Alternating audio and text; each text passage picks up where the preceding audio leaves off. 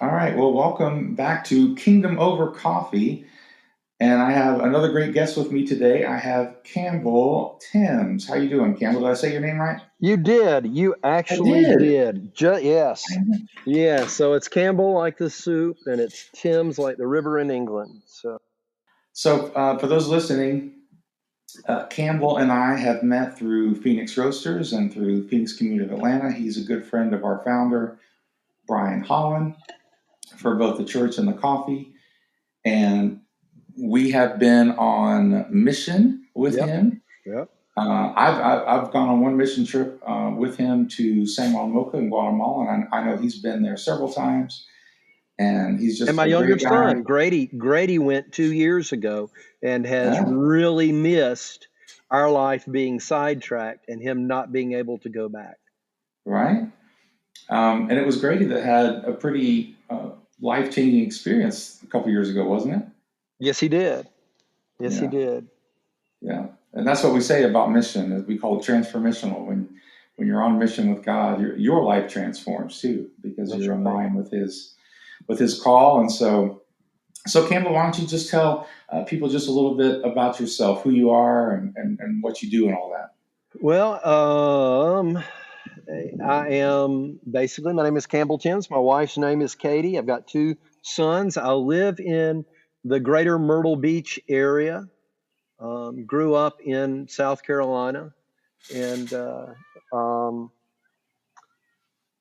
I actually got to meet Brian Holland working at a youth camp a number of decades ago. And then when I got out of seminary and was doing student ministry, I was down in Henry County doing student ministry, and Brian was up, I think, at that point, Forest Park, College Park, one of the parks, and so we had a chance to reconnect there. And while I was in McDonough, Georgia, I met the love of my life. And the story is that my first Wednesday evening there, I love stories, Britt. So don't feel bad if you need Yeah, to cut me off. Okay. no, So, but go for it. my first Wednesday evening at First Baptist Church of McDonough, um, my wife, who had just finished college and was teaching, was living with her grandmother there in McDonough because her parents were stationed in Norway. And her grandmother said, "We have a new minister who's coming, who's starting tonight. Why don't you dress up when you come to Wednesday night dinner?" And so I was standing next to the person who was working primarily with music and with senior adults, and she walked in the door, and I said, "Who is that striking creature?" And so apparently, some of the senior adults, long before I got there, had intended on us being a match. And I was fortunate enough that she did not run away screaming nor reject. And so so anyway, so that is how I met my lovely bride. We left there, we went to another place to do ministry, had a really hard time. And we were kind of just burned out. And while I grew up in Marion, which is a town about an hour and a half from where we live right now, my family has had a home in Murrells Inlet since the mid 30s.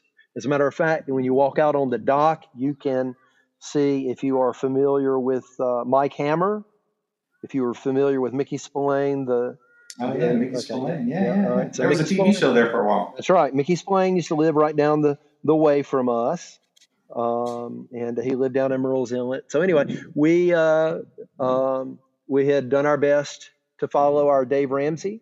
We had been financially responsible and had a little nest egg saved up. So when we stepped away from ministry, she left a teaching job. I left a ministry job, and no one was living in the house on Murrells Inlet. I'll send you a picture of it later. I don't know if you have a way to post any photos. I'll send you a picture of the front yard. Okay. And my mother said, "Y'all can use the house." And so we moved down there, spent a year of healing. And then we realized, you know what? we can't live off of our savings forever. We're going to have to get some jobs. And so through a series of events, God brought me back into ministry over the course of the years, and her back into education over the course of the years. And so Mm. we have two sons, Pierson, who is 18, will be 19 next month, and Wow. Grady, who is 14. And so they are both beach bums, and this is the only place they've ever lived. Why don't we start talking about some of the things that happened with Pearson over the last couple of years? Okay. You know, we're in a time right now where there's definitely some trauma going on in people's lives, whether The it's truth. the actual sickness of the virus and people dying, or whether it's, I mean, whole countries have been really affected. Italy has had a hard time, and we're having a hard time all over the country. But then it's also having other effects, economic effects, social effects. People are emotionally, distant from each other, not just physically, and so there's a lot of stuff going on. There really And is. and I thought maybe we could just go over some of a traumatic event that had happened in you guys' life, and some of what you guys had to learn through it with God, and even just personally. And so why don't you just tell people something, that happened with Pierson, your older son, a couple years ago? Was it 2 years ago? Yep. It was September. So maybe not quite 2 years ago, September of 18. Wow. And to give you a little bit of background, the starting, I guess, around 15 or 16, Katie's mother and father lived next door to the grandmother there in Henry County. And Katie's mom got pancreatic cancer, and she lost her Mm. battle in 2017. Oh, I remember that. That was right before that too. Yeah, it was. It really Yeah. was. And so we had, my wife is an absolutely amazing educator, and she is an absolutely amazing person in dealing with responsibility. She never misses school. Never. Somehow or another, she's never sick, and she never misses school. So she had banked, like, I don't even know how many days she had. And so when her mom got sick, and it was just, her dad's there, her brother is there, but her brother can't give her mom the care that she needs. And so, not in the way that a daughter could. And so I told Katie, I said, Katie, listen, I said, you burn all of your days. You never use them. We've never had a cause to use them. What's the chance that we're going to need them again? Yeah, that wasn't necessarily the smartest thing, but, and so she did. She got to spend a great deal of time helping to take care of her mom, being there for her dad, being there for her brother, and being there for her mom's mom. And so it was hard for us here, me and Pierson. She dealt with the guilt of being a teacher and not being in a classroom. She dealt with the guilt of not being in her home. And so when her mom passed, we were ready for a little bit of normal. Um, and then in September of 2018, and sometimes I go into too much detail, and so it will not hurt my feelings if you tell me less detail, a little more forward in the story. But as you and I were talking earlier, we're a small church of about 35, 40 people. But every Easter Sunday, we do a sunrise service on the pier at Garden City, and we host between 900 and 1,100 people. And that's a lot of work. Well, the fellow who manages the pier is a member of our church, and he was in a position coming out of the off season. And I know that if your listeners are primarily from Atlanta, they may not necessarily catch this, but it's becoming less so here in Myrtle Beach. But we are seasonal. It used to be, as a matter of fact, even when Katie and I moved back here in the late 1990s, everything in the beach shut down from Thanksgiving until the end of February, the beginning of March. Like Hmm. restaurants shut down, everything shut down. Traffic was, you could drive anywhere on the beach in no time. It's become much more year round now as more and more transplants come in. And so September of 2018, um, the gentleman who manages the pier had some issues maintaining people working out there. And so I told him, I said, listen, I will be glad to come in and help you. I am a high level extrovert. Um, and while my younger son is a medium to high level extrovert, uh, my wife and my older son are high level introverts. And so I am all about meeting people and interacting and everything else. And so, I love it. So on that Saturday evening, I was down at the Garden City Pier, and I got a call from a friend of mine who was a Horry County policeman. He said, "Are you working at the pier tonight?" I said, "I am." I said, "What's up?" I said, "Are you supposed to be our security tonight?" He said, "No, but if it's okay, I'm going to swing by." I said, "Okay." And um, so he came up. I said, "Hey, what's up?" He said, "I need to talk to you." Um, I said, "All right." He said, I need to let you know that Pierson has been in an accident and I need for you to come with me. He's been taken to Grand Strand Regional Medical Center. We're fortunate we have a couple of really good hospitals around us, and Grand Strand is up on the north end of Myrtle Beach. And I said, okay. And so I let the proprietor know, and I get in the car with him. And as we're riding in the car, I do that. I do that thing. I tell him we have to go get Katie. He says, no, we need to go straight there. I said, no, we need to go get Katie. If Pierson's been in an accident and it's important enough for me to go, she needs to be there too. And he's like, I did not understand. He says, no, we need to go straight there. And I said one more time, and he started heading to my house. And then I realized that her phone will notify her. Do you have a stalker app on your phone, Britt? We don't use it very much, but I know what you're talking about. Yeah. So we have a thing. The one we use, I think it's called Life 360, and it just lets us catch, acknowledge where each other are at any given time. And I realize as he starts heading there, because our stalker app is not, for whatever reason, I don't know, but about 5 minutes before I get to the house, I go around a curve, and it tells her that I am home. And she's expecting me to be at the pier. And as soon as her phone dings and says that I'm home, she's going to want to know what's up. And I was like, oh, okay. And so I said, let's go to the hospital. Let's call Michelle, Katie's best friend, and we'll get her to go get Katie. And so I call Michelle on the phone, and she picks up the phone. And, this is the point where it is beginning to really dawn on my brain and everything else what's really going on, because I open my mouth and nothing comes out. I can't talk. Hmm. And so Ken takes the phone and he tells her what's up. And so then as we're going, I have always had incredible respect for our first responders.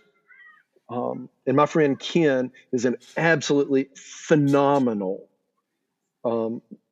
police officer. He really is. He's just, anyway.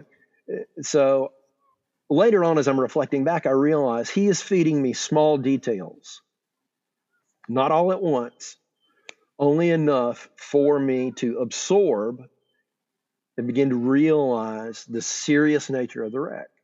And so then, and Britt, you'll probably appreciate this, or maybe it will make you chuckle, because this is how dense and single-minded I can be at times. So I finally say, so Ken, do you think I need to get somebody to preach for me tomorrow? Right?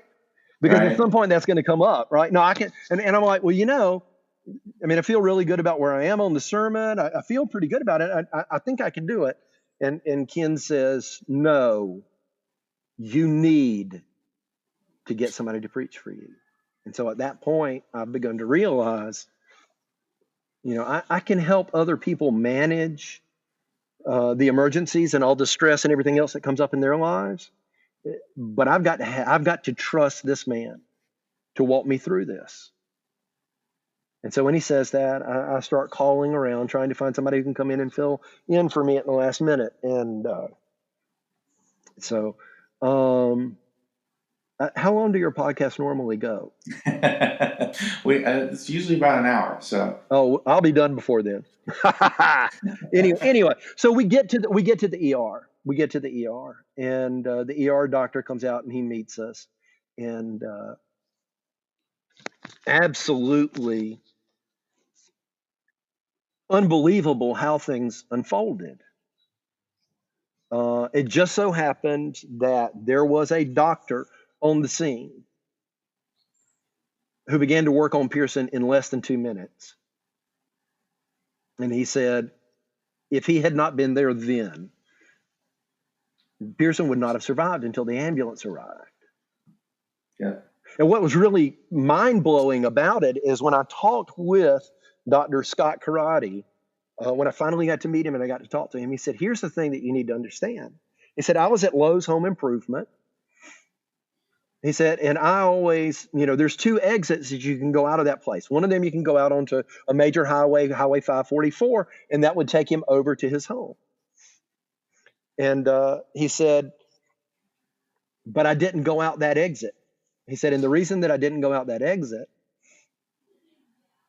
is because I had just come off of a 24-hour trauma shift, and I had left all of my trauma equipment in the back seat of my car. And I never do that. He said, I looked up in my rear view mirror and I saw the bag. Wow. And I was fussing at myself for not paying attention and removing the bag, and I couldn't buy the things that I wanted to buy to work in my yard. And so I was having to drive out. And as I was driving out, I looked up and realized I had gone out the wrong exit.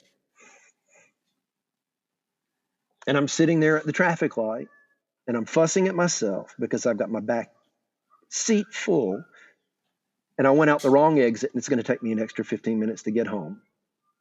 And the accident happened. So that absolutely blew me away. We both see, both Dr. Karate and our family, we both see God's hands at work in this. And so at that point, now, the weekend that this happened in September, we were, it's probably not so much for y'all, right? But one of our big things is hurricane season. September is the heart of hurricane season. And we had just had a huge hurricane come through.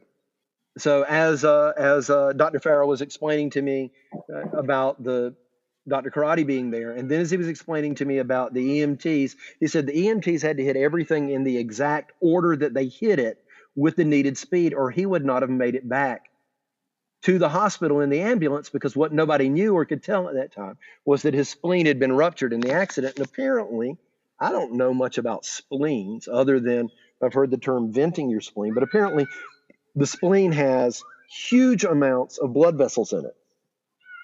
And if your spleen ruptures, you're under a time limit to get it out.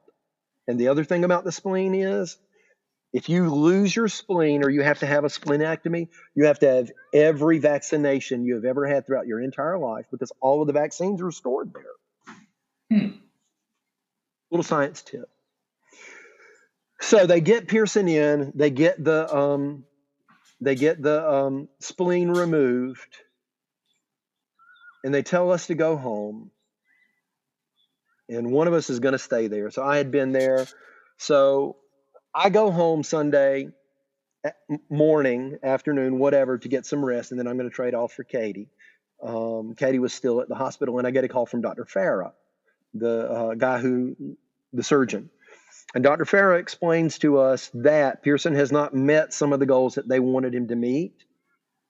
And because of that, they are going to need to transfer him to Duke. Duke is a world-renowned hospital.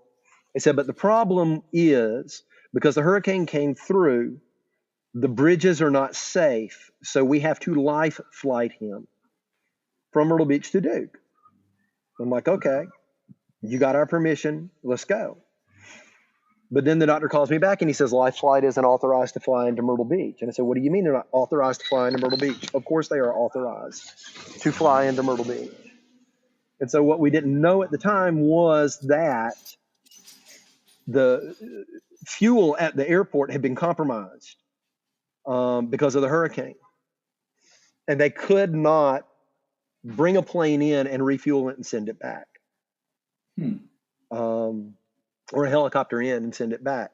And so I'm talking to the doctor, and I said, because, when you're a guy, right, what do guys do? If something's broken, they try to find a way to fix it. So I say, in all of my stupidity, to the doctor, do I need to find somebody that has a helicopter that can get him there? And the doctor says to me, you may need to.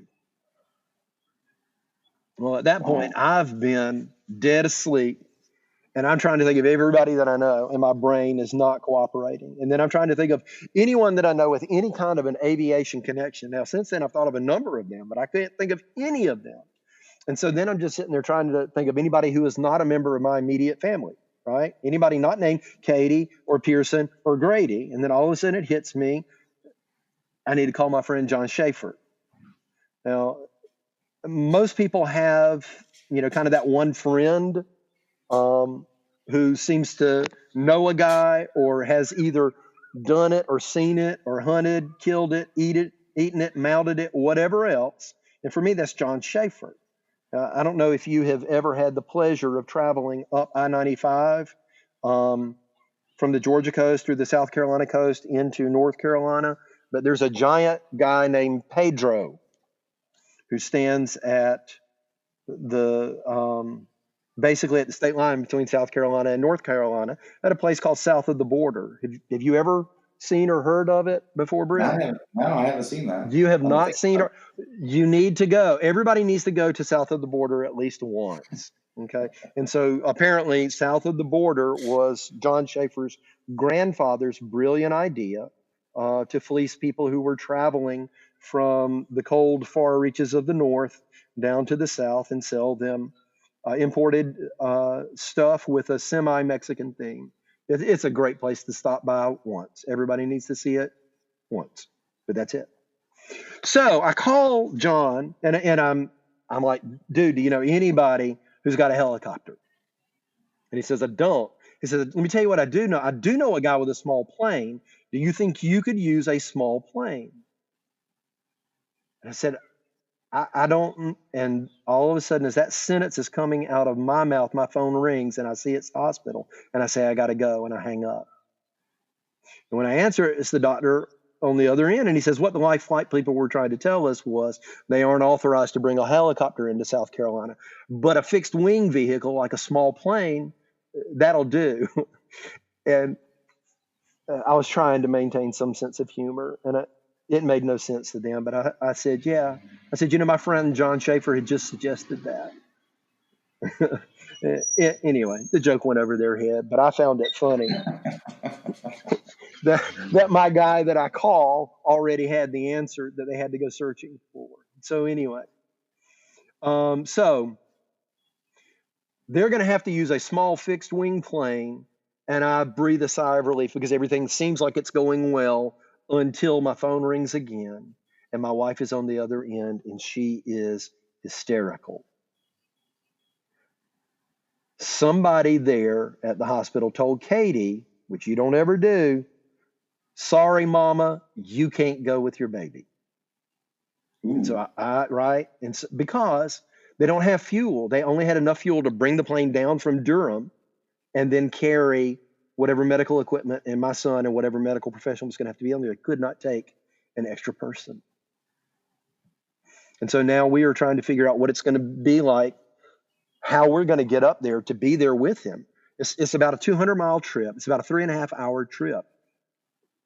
But because every bridge between where we live and Durham has been compromised, it's either going to take us a 8-hour car ride we're going to have to drive to Columbia, South Carolina, then to Charlotte, and then back over to Durham. Or we can go down to Charleston, who apparently their gasoline supply was not, and we could try to find at the last minute. So we get to Charleston, we are able to get on a flight, we get into Durham, and we go to rent a car, and there are no car rentals at the Raleigh-Durham mega airport. Absolutely cannot believe it. There's not a single rental car.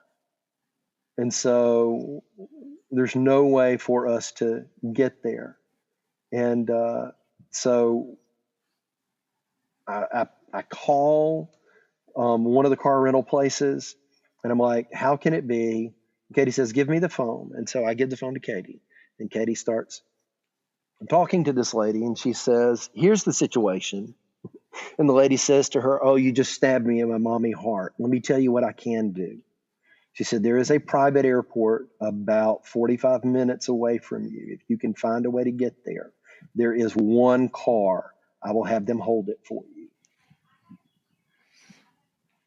Now,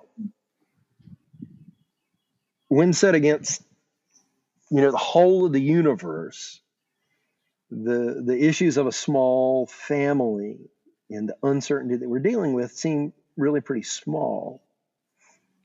But here is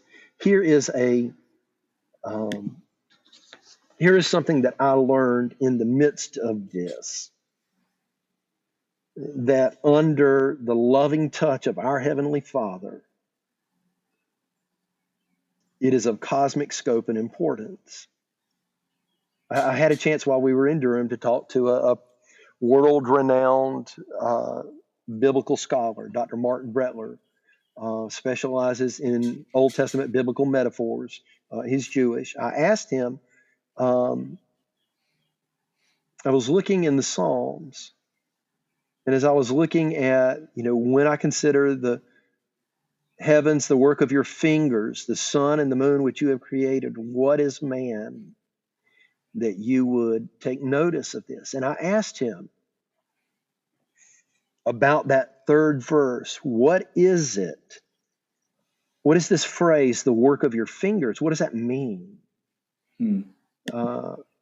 Because in our battle against the storm-tossed world that we found ourselves in, we saw the sheer power of nature and the destruction and everything that had gone on. We saw the brokenness of our world. We saw the futility of those who loved us and wanted to help and couldn't. We came up against the formidable forces of nature and the schedules of man. But this was a phrase that stuck with me. We began to find the prints left by God's fingers that we never even knew to begin looking for. And Dr. Brettler told me, he said the heavens, the earth is created, the earth is crafted. It's the handiwork of God. It's the gross, the larger scale. He said, but when you see something mentioning the fingerprints of God, he said, that is the intimate work of God. And so, on October the 1st of 2018, we're at Duke, and I'm in the hospital room. I'm alone with my 17-year-old son who's still unconscious. He's still questionable. They're not going to tell us that he's definitely going to make it. And I'm looking at him, and I'm, doing the parent thing. I'm touching his newly buzzed hair. I'm looking at and memorizing his now almost grown-up face. And I'm praying for God to heal it. And all of a sudden, I feel almost as if God is telling me to sing over my son. And I'm like, sing? Sing what? He says, you know the song. I was like, now when Pierson was a little boy, The song that I would sing, my daddy song that I would sing for him as I rocked him or I calmed him down or as I put him down to sleep, or sometimes just even as I walked in and watched him sleep, was, he's got the whole world in his hands. I had a different song that I would sing for Grady. And from time to time, maybe I would sing that one for Grady, but for whatever reason, I don't know. This was Pierson's song. So I opened my mouth and I began with, he's got the whole world in his hands. And as the first verse starts to come out, my knees buckled. And I began sobbing so violently that I could not sing.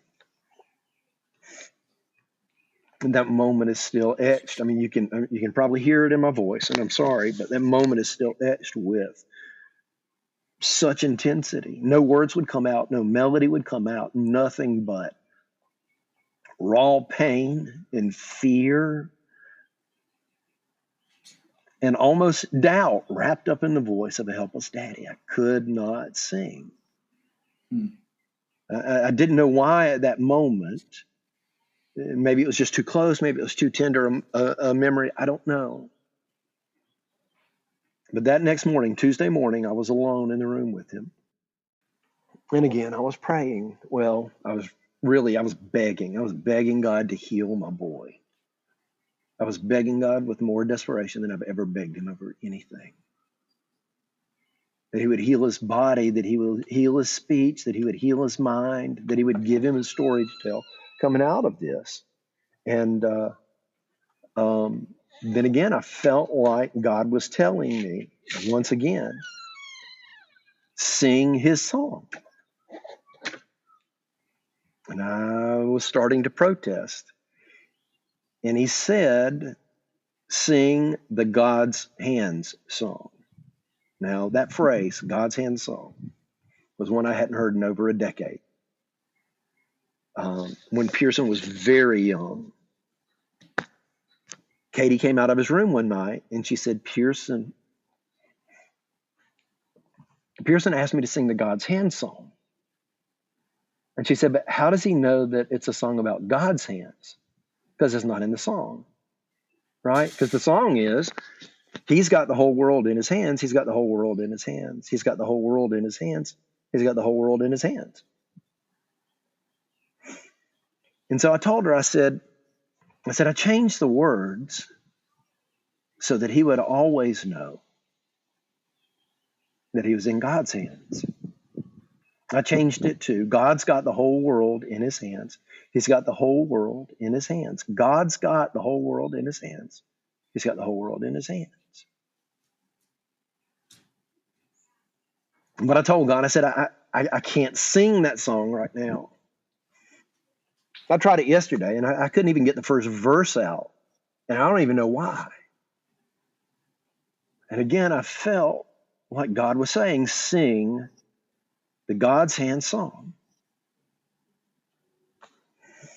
So I went back to our edited version, and with an uncertain voice, I tried to sing. God's got the whole world in his hands. He's got the whole world in his hands. God's got the whole world in his hands. He's got the whole world in his hands. And I kind of realized as I came to the end of that verse, one of the reasons that I had broken down and been unable to sing it. The second verse that we would sing is God's got little baby Pierson in his hands. And here's my 6'3", crazy, smart, gentle giant of a football playing son who was just as helpless as he had been 17 years ago lying in his crib. My chest heaved and I caught my breath and the tears flowed and my vision went blurry, and yet somehow or another, after a big pause and a big breath, I started the second verse. And I did, you know how it is with grief, right? Sometimes when you are in the midst of incredible stress or incredible grief, the only way you can go forward is not to think about going forward, but it's just the next step. Mm-hmm. And so by focusing only on the next word and then the next phrase, I made it through. And at the end of the second verse, I paused. And I put my hand on Pierson, and I skipped the third verse, and I went straight to the fourth verse and was just sobbing as I was singing. God's got teenage Pierson in his hands. He's got teenage Pierson in his hands. God's got teenage Pierson in his hands. He's got the whole world in his hands. And somehow or another, through the course of that verse, my voice was able to go a little bit stronger, a little more stable, even though the tears continued to flow. And in that moment, it was like it became clear to me that I had begun 17 years ago singing a song for that day and that moment. And so I finished out that verse. I didn't finish the whole song. I just stayed in that one moment to try and rest in the faith that I had hoped to plant in the heart of my infant son. And I was hoping that it was planted as deeply in my own. And that was when I was struck again by the fact that we find God's fingerprints left in places before we even know to look there. And as I finished, I caught a tear coming out of Pierson's eye. It was the first sign. It could have simply been from his eyes and watering or whatever. But I took it as the first sign that he was still engaged in this world. Now, our friend Brian tells us that intimacy with God is impossible without suffering on some level. And it is very true, right? That the hardships, the pain, the suffering that we experience bring about an intimacy with the Father on a level that we cannot comprehend prior to going through these experiences. And that's the truth for us. We have seen God's hand and provision in ways that we never saw before. Now, I don't know what the long-term results of the accident will be for both of my boys and their stories of faith. But we continue to pray that God protect their hearts and that they be continually grounded in the faith of the God who called them and made them and gave them to us. And so that's what God taught me about his fingerprints. That's good, man. I love that. So just to continue the story for everyone, obviously he did make it. He did make it. We spent a month at Duke. We spent 6 months, maybe sometime in May, just before Pierson's birthday. We left the Shepherd Center, Spine and Brain Center in Atlanta and came home. He has restarted his senior year. He lost senior year. He lost graduation. He lost prom. Unfortunately, coronavirus threatens to take his prom and his graduation again, but they're doing distance learning.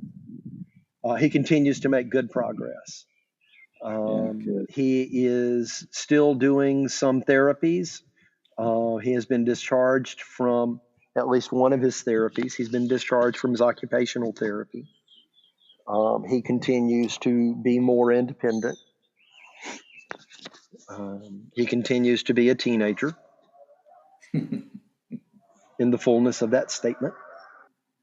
Now, does he communicate now more like things he remembers or things that maybe he kind of remembers from that time? Because I know for a long time, even when I visited, it was up in the air what he knew was going on or Right. what. No, he has no recollection of his senior year that he began, as far as we know. He has no memories of like about a month before the accident. He has no memories. He has no memories of his time at Duke. He remembers some of his time at Shepherd towards the end. He still has some short-term memory issues. Sometimes he may not remember something that's happened during the course of his day, but he can recall it the next day. He still has some artifacts in the way that he speaks. He still has some artifacts in physically in the ways that he walks and that kind of stuff. His balance is not great. He was a punter and a kicker before the accident, and one of his goals is to kick a football again without any assistance. And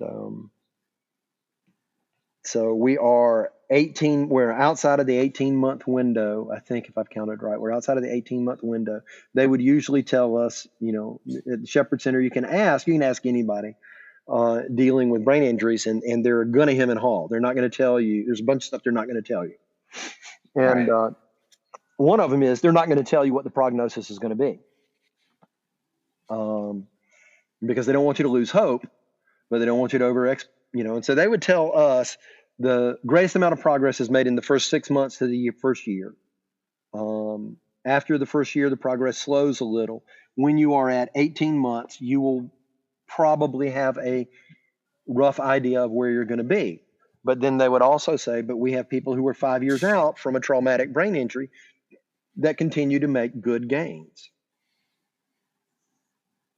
So Pierson is not where he could be cleared to drive, but that's a goal. Pierson hopes to go and study at Samford University, and primarily because there is a gentleman there who leads an archaeological dig in Shakeen, Galilee. And ever since Pierson has been in maybe second grade, third grade, all he has ever wanted to do is archaeology. So for whatever reason, God planted that. It was always, you could ask him anytime in elementary school, middle school, high school, what do you want to be when you grow up? I want to be a biblical archaeologist. Mm. I don't know about you, but I went through a whole slew of careers from the time I was in third grade until I got here. As a matter of fact, maybe I need to look for a different career. Yeah, right. We haven't grown up yet. Is that what you're trying to tell me? Exactly. What about his faith? Like, have you had conversations with him, and like, how does he feel about a lot of the stuff that he's gone through with his faith? And keeping in mind that he is a high level introvert, and so a lot of deep emotional conversations he will have a tendency to shy away from. Now, I will tell you that before the accident, the summer before the accident, he worked at Camp McCall, which is a Christian camp, and they only hire 2 high schoolers. Everybody else is college or post-college, and they only hire 2 high schools, and he was one that they hired and did an amazing job, from what we understand up there. And so one day after the accident, Pierson and I are riding in the car. This is fairly far into, actually, I think we're home at this point. And so that'll give you an idea of where we are in the recovery. And my phone rings, and it's a gentleman I don't want to take the phone call from. And Pierson and I are in the car. We're having some decent conversation at that time. And he says, you can take that if you want. And I said, no, it's okay. I don't want to. The phone keeps ringing. He says, no, really, Dad, you should take that. And I said, no, Pierson, I'm not going to take it now. I don't want to take it. And it rings one more time, and Pierson tells me again, and I say no, and he says, why? And I said, because every time I have a conversation with this fellow, as we are finishing up our conversation, he asks about you, and then he asks me if I'm mad at God for letting this happen to you. And I try to explain to him,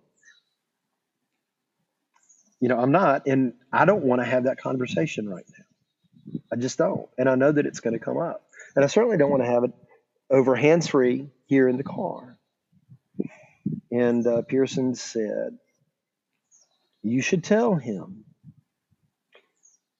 I would not have survived that accident if God didn't have a purpose coming out of it. So I quickly checked the side mirror on my side so he wouldn't see my eyes getting misty as my son is uh, giving me ways to respond to. So now I am sure that Pierson has had some hard conversations with God. I am sure that Pierson wrestles with what this will mean for him. But from what we can tell, he still sees and acknowledges that God was there, and that's the only reason he's still alive, and that God has a purpose going forward. Yeah, I love it.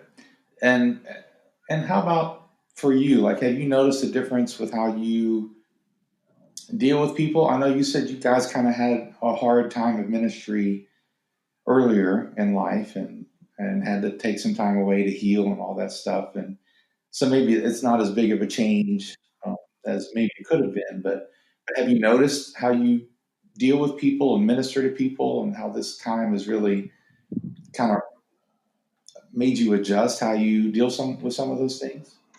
Um, well, first of all, I have to say that the church that I serve, it, some of the most amazing people in the world, because really for about a year, um, I lived in Atlanta, or I lived in Durham, and then I lived in Atlanta, and I would come home on weekends and preach, and then I would leave. And so I was, in a lot of ways, what some would call it, I was a pretty poor pastor because I wasn't available. But they understood. They were completely behind us on this. They are an amazing, amazing group of people. It's given. I have always been fairly empathetic. I have always um, been actually I've kind of been one of those people who could from time to time intuitively know and understand um, things that I guess as a part of a spiritual gift that were happening inside of other people, and God would frequently use those as ways. God would frequently use me as a way to draw out from them, and just sort of kind of give me a spiritual understanding of what's going on. Um, for a while after this, I could not separate my emotions from anybody else's. And so I frequently found myself becoming highly emotional or tearful in a number of situations. That's beginning to back off some, but still, even sharing the intimacy of this, um, brings all of those emotions back up to the surface. But as far as in ministering to other people, I guess it has deepened. I cannot say that there was an epiphany or a big moment, an aha moment where some things drastically changed because of this. And what do you think it is about going through these hard times? James says, "Count it all joy," right? And I'm still not at that point to count suffering joy necessarily. But what do you think it is about those struggles and those hard times and the suffering that draws us kind of closer, like you're saying, like really, really make us have more intimacy with the Father? Right. Um, and I don't have an easy answer. I have a kind of a Campbell wandering answer in part. And and I know, and what I'm going to share is something that I'm pretty certain that anyway, right? Um, that joy is not happiness. Right. Happiness is ephemeral. Happiness is transient. Um, it is an emotion, you know, sort of, I guess, in the same family as joy. But happiness does not have the depth and the roundness that joy does in the midst of heartache or suffering. The substance of it. Right. Because there come times in our heartaches and in our hard times and in our difficulties where um, that joy comes and brings out a richness. But it comes, I guess you could say, in some ways, because it has been watered by the tears that we have shed in that. The scriptural passage, weeping lasts for the night, but joy comes in the morning. That is not happiness. Weeping is appropriate and comes in the dark of night and in the hard times. And weeping comes sometimes even in the midst of joy. But weeping does not overcome joy. Weeping does not wash away joy. Instead, I guess you could say joy overcomes or dries up those tears. Is that okay? Does that make a little bit of sense? It does. I think it's something that, as your friend would ask, like, why, aren't you mad at God? And not that we can't get mad at God. I mean, he can handle it. Mm-hmm. But people have that perception, right? These hard things Right. happen. Oh yeah. Where was God? And Yeah. and if God was good, what would He do? And they have these kind of perceptions, and I think that there's not only in Scripture but in my life and your life those sort of stories that we tell that still have emotional weight to them. Like you're recounting the story, and it's still emotional for you, and we kind of have these emotional moments of hard struggles or whatever, and yet they do draw us closer. So I just think it's an interesting thing to explore for people who sometimes have that perspective. Well, if God was good, you'd never have a hard time, kind of, kind of perception. Whereas God uses sometimes those hard times even more to draw us closer, to teach us more. And it's kind of an uncomfortable truth to some people, but I think it's a reality. And I just didn't know if you had any other thoughts about why is it those times? Why are those times such an important teaching tool for God? And I don't know. It's neither my wife nor I know the name of the young man who ran the red light and caused the wreck. And we don't want to know. Because he cannot be our focus. Our focus, it's easy to get lost in the why questions. When God brings about some healing, He can begin to change the why questions into what now. Because the truth of the matter is there is no satisfactory answer to why this happened. Right? From our ability to understand, there is nothing that could satisfy that why. But by focusing on what now and by looking for how can this be used, we're able to set the whys aside and find how God would lead us through this time. Yeah, that's so good. It's reminding me of something that a young man shared from our time when we were in San Juan Mocha together. And as you recall, probably I asked people to send me some of their thoughts about something that God had taught them through the trip. And there was a young man, and I won't say his name here online, but on air or whatever. I don't know how to say that with a podcast. I won't say his name here on air, but you probably know who he is. And he's a young man, and he was just he was in a hard place in his life because both of his parents died within a year when he was in Hmm. high school, and just some really, really traumatic stuff, man. I mean, and then Yeah. he spent time with his aunt and uncle. He had to go move in with them, and then they weren't necessarily the most supportive. I'm just putting it mildly. And so then he was living with friends, and he was a part of our church community. He went with us to San Momoka, and he really felt that God wanted him to be there. And he said something that when I read it, when he sent it to me and I read it, it was one of those moments that brought up those sort of things in me, right? Like you're saying, like my emotion went there with him because of the hard things that I've been through, Right. as you said about you. And I think that's one of the reasons why God has us do it, so we can say me too.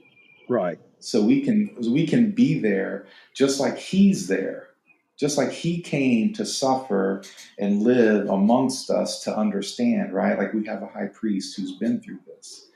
Um, anyway, so but what something he said in the middle of that response, this young man, was, I used to ask God, why me? And now I'm asking God, what now? Hmm. like, Exactly. like you said, like not he started just that it was a simple statement, and in context he meant what's the future holding for me? What he was looking forward with hope, and it just broke me, man. I mean, I was sitting there, I was sitting there at the house, and I was just, I read it, I just started crying because it was such a hopeful statement and one of faith, and it just so encouraged me. So as we circle back to kind of what we started with, you know, this time is drawing off for some people. I know people, pastors and other people who have gone in to the hospital because of COVID-19, and people who are losing their dreams of the small businesses that they started. And there's all kind of stuff happening right now where people could be asking those why questions. Hmm. Um, so, from your experience and kind of along with what you're saying about what now, how would you apply some of that sort of thinking about God's fingerprints, which I think is beautiful in the midst of all this kind of stuff that's going on? Wow. All right. God's finger. No, that's good stuff. That's good stuff. God's fingerprints in the midst of COVID-19. The One of the things that I have to keep trying to remind myself of is that God is not surprised that this is where we are. One of the things that I think people are beginning to come to grips with now, I'm not sure that how long, and some people probably aren't aware even yet. When we come out of this, we as a society, we as a country, we as believers, followers of Christ, and we as individuals are going to be fundamentally changed in some significant ways. That's right. And we're going to think we know Hmm. what those changes are, but we're not until we get far enough through this to be able to gain perspective in looking back. I heard something that somebody said the other day regarding leadership, and said the most dangerous thing in leadership isn't what you don't know, it's what you don't know that you don't know. Hmm. We will find out over the next 6 months, we will begin to see some things that we thought we knew at this point that we did not, and that they were probably even wrong. 6 months from now, we will have perspective and looking back that there's no way that we can have. A year from now, we will begin to realize some of the things that we didn't know we didn't know. It's going to be interesting to see as we are going forward. Um, I'm the divisiveness that is currently being fomented in our culture is the toxicity of that is going to begin to be revealed. We are, at least as best as I can remember, we are at an unprecedented place, not in my lifetime. One of my teachers used to say, right, you have to consider socially, economically, politically, financially, and I add to that spiritually. We are at a place that probably the only people who would even remotely come close to understanding this would have been maybe the people of the Black Plague and maybe the people of the 1918 flu epidemic. But even they did not have the immediate communication, immediate gratification, and that we have. Their society was moving at a much, much, much slower pace. Our society is accelerating even into this and through this.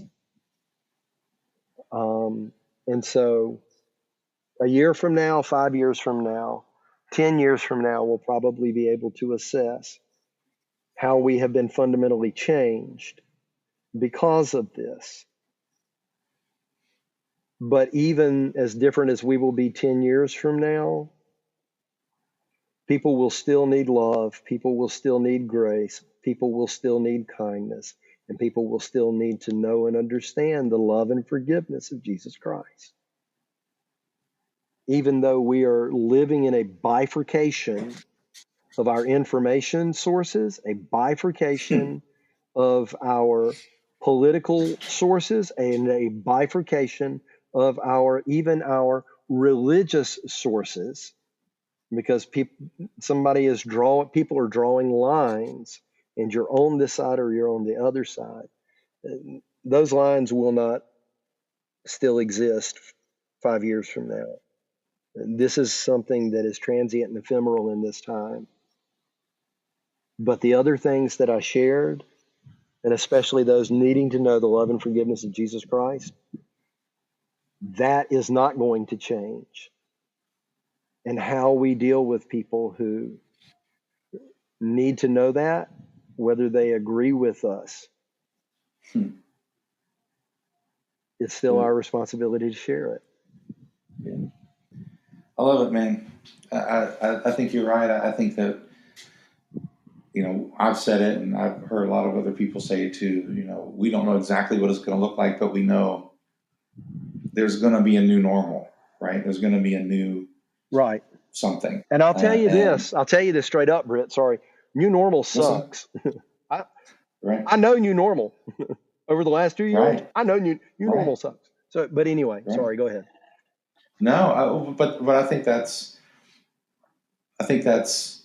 important that we need to validate the grief of new normal too, right? Mm-hmm. We do. The grief of what was lost for you. I mean, yes, obviously there's joy and you're even happy probably that, Pierson is improving and there's progress, but there's still grief probably too that there is. I mean, you're still doing, all these appointments and you're doing this and that, and, because there's still things that you're having to deal with that is sad and gives you sorrow, and that's okay. Like that can't be, we have to validate those things. We do. And I think you're right. The new normal in some ways will suck. Yep. But in other ways, God will be in the midst of that too. He's not the one that's going to change, right? Right. He is not. In the midst of it. And just like you said about, he's not surprised this is happening. He's not going to be surprised about the new normal either. No. And that's the gift to me of having that relationship with God, is that he's seated. He's okay. He's not surprised. He's not anxious about this. And he can help us, guide us through, like you said, even if it's just the next step. Yep. And that should be okay. I don't have to know what's going to happen a year from now. Mm-hmm. He's asking me to be faithful with where I am for that next step, That's exactly right. and I think maybe that's part of the intimacy that we talked about earlier. I mean, why are we talking about a year from now? Just be with me here, Yep. um, and be with me now, and I think that's really cool. Well, hey man, this has been awesome as I knew it would be, and I really appreciate your thoughts. And while I wish it were under different circumstances, I love being able to go and see you a few times while you were here in Atlanta, Yep. and just get to hang out with you, and you get to hold my daughter's purse and all of Yep. that fun Yep. stuff. Oh, good times. It was, yeah. And so, why don't you just, well, first tell people where they can get a hold of you if they want to contact you, like any Facebook information or your church or anything like that. Yeah. So you on Facebook, it's Campbell Thames, or as my friends would say, it's Campbell Thames, Thames. Right. So you can find me on Facebook. As far as I know, I am the only one. And although there may be some over in the UK, and our church is Live Oak Church. We do have a Facebook page, and you can find it there. If you want to check out the sunrise service, I would encourage you to do so. Um, it was a good time. I think for those of us who were leading it, I think it was good for us to be able to express and to share and to take something that was a little bit normal, um, and then to learn that it meant so much to so many people. Mm-hmm. And so I never could have imagined that 4,000 people would watch that video. It just absolutely blows my mind. Well, Campbell, I love you, and I'm thankful for this time, and why don't you just pray for the people who have been listening to this, as a lot of them are going through their own Yep. different levels of hard times and struggles right now, and why don't you just speak a word over them and just pray for them as they're listening, okay? I certainly will. Thank you, Brett. Love you too, buddy. God, I thank you for an opportunity to come and share out of our difficulties and our heartache and point people to the author and finisher of our faith and the one who calls us into life. And Amen. God, I know that there are probably some people who are listening to this podcast.